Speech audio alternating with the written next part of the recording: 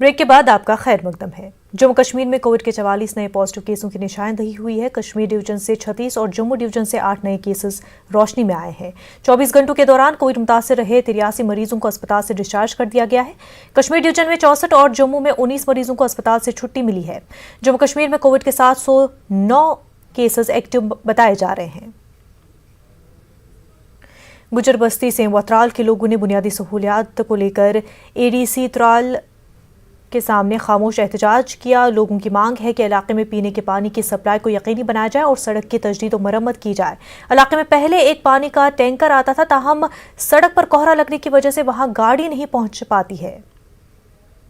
बस्ती सेमू से पैदल चल के एडीसी दफ्तर के बाहर आ रहे हैं। इस टाइम हमारी जो ये रोड है ना, उस रोड में बजरी डाली गई है ना केंकरा डाला गया। हमारी पानी गाड़ी चढ़ती थी, बर्फ में पानी गाड़ी भी बिल्कुल बंद है। बर्फ रोड बिल्कुल वैसे ही कच्चा रोड है।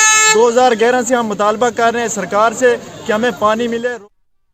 कपरन अनंतनाग में फौज की 19 राष्ट्रीय राइफल्स की जानिब से एक तकरीब का एहतमाम हुआ। स्किल डेवलपमेंट और ओलांच रेस्क्यू कार्ड के सिलसिले में ये प्रोग्राम हुआ। Commander 2 sector RR brigadier VS Thakur और CO-19 RR colonel Dharmendra Yadav के अलावा दीगर अफसरान मौजूद रहे। सरपंच और मौजूद शख्सियात भी शरीक रहे। नौजवानों में असनाद तकसीम किए गए। लोगों ने फौज की इस काविश की काफ़ी सराहना की।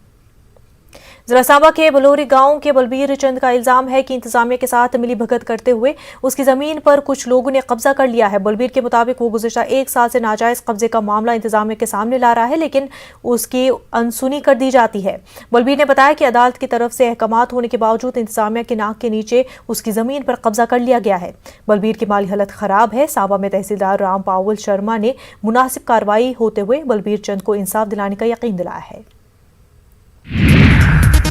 गंदोबलीसा में SSB